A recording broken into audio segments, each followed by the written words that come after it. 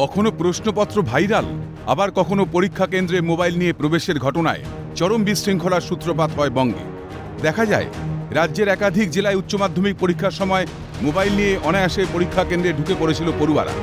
প্রশ্নের সম্মুখীন হয় স্কুলের নিরাপত্তা ব্যবস্থা। উচ্চ মাধ্যমিক শিক্ষা সংসদ ও প্রশাসনের যৌথ অভিযোগ, শিক্ষাকর্মীদের গাফিলতির জন্যই পরীক্ষা কেন্দ্রে মোবাইল নিয়ে প্রবেশের সুযোগ পেয়েছিল পড়ুয়ারা। সৃষ্টি হয়েছিল বিশৃঙ্খলা। ইতিমধ্যে সরকারের তরফে চিহ্নিতকরণ শুরু হয়েছে স্কুলগুলিকে। অভিযুক্ত শিক্ষাকর্মীদের বিরুদ্ধেও নেওয়া হবে উপযুক্ত পদক্ষেপ। আগামী দিনে এই ঘটনার পুনরাবৃত্তি যাতে না হয় সেদিকে নজর রাখবে সংসদ, জানালেন উচ্চ মাধ্যমিক শিক্ষা সংসদের সভাপতি চিরঞ্জীব ভট্টাচার্য। এই ব্যাপারটা গাফিলতি কার আছে, কোন পক্ষের গাফিলতি আছে, আমরা নিশ্চয়ই সেটা অনুসন্ধান করে দেখব এবং আগামী দিনে যাতে এই ব্যাপারটা আরো ফুল প্রুফ করা যায়, যাতে মোবাইল নিয়ে ঢোকাটা পুরোপুরি বন্ধ করা যায়, সেই ব্যাপারটা আমরা আরো সচেষ্ট থাকব। সেটা আরো অন্যান্য কিভাবে করা যায় সেই নিয়ে আমরা অলরেডি আলোচনা শুরু করেছি। উচ্চ মাধ্যমিক শিক্ষা সংসদের এই মহান উদ্যোগকে সাধুবাদ জানায় বঙ্গীয় শিক্ষক ও শিক্ষাকর্মী সমিতি। সাধারণ সম্পাদক স্বপন মণ্ডলের অনুরোধ, পরীক্ষায় স্বচ্ছতা বজায় রাখতে শিক্ষা সংসদ গুরুত্বপূর্ণ ভূমিকা পালন করছে। এই ঘটনায় রাজনৈতিক রং লাগানো উচিত নয়।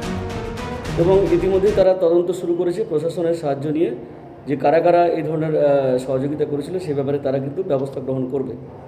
উচ্চ মাধ্যমিকের শিক্ষা সংসদের এই যে পদক্ষেপ, এই পদক্ষেপকে আমরা স্বাগত জানাচ্ছি। আমরা মনে করি যে পরীক্ষা ব্যবস্থার মধ্যে একটা পবিত্রতা থাকা দরকার। একটা মানে কি বলা যায় যে এটা নিয়ে কোনো রাজনীতি হোক বা এটা নিয়ে কোনো অসুবিধা তৈরি হোক সেটা আমরা চাই না। তবে শিক্ষাকর্মীদের এই ঘটনায় অভিযুক্ত ভেবে নেওয়ার বিষয়টি মানতে নারাজ STEA দক্ষিণ 24 পরগনার সাধারণ সম্পাদক অনিমেষ হালদার। তার দাবি, কোনো নির্দিষ্ট শিক্ষাকর্মী কিভাবে পড়ুয়াকে পরীক্ষা কেন্দ্রে সাহায্য করছে তা বোঝা সম্ভব নয়। সেই শিক্ষাকর্মীর গাফিলতির দায় স্কুলের ওপরও বর্তায় না।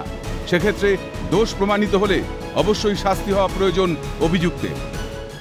সম্ভব নয় তো যে তিনি সেই স্কুলের কোন শিক্ষক শিক্ষাকর্মী তারা কোন স্কুলের শিক্ষার্থীকে তারা টিউশন পড়ায়, ফলে এর দায় তো স্কুলের উপর চাপানো সম্পূর্ণ অনৈতিক। শিক্ষক বা শিক্ষাকর্মী কোনো একজন ছাত্রকে তার টুগলি সাপ্লাই করতে বা তার উত্তর বলে দিতে সাহায্য করেছেন এবং মোবাইল ব্যবহার করতে সাহায্য করেছেন, সেক্ষেত্রে যদি প্রমাণিত হয় অবশ্যই তিনি শাস্তি পাবেন। প্রশাসন ও পর্ষদের তৎপরতা আগামী দিনে আদৌ পরীক্ষা কেন্দ্রে বিশৃঙ্খলা রুখতে পারে কিনা সেটাই দেখার। মণি ভট্টাচার্যের রিপোর্ট, ক্যালকাটা নিউজ।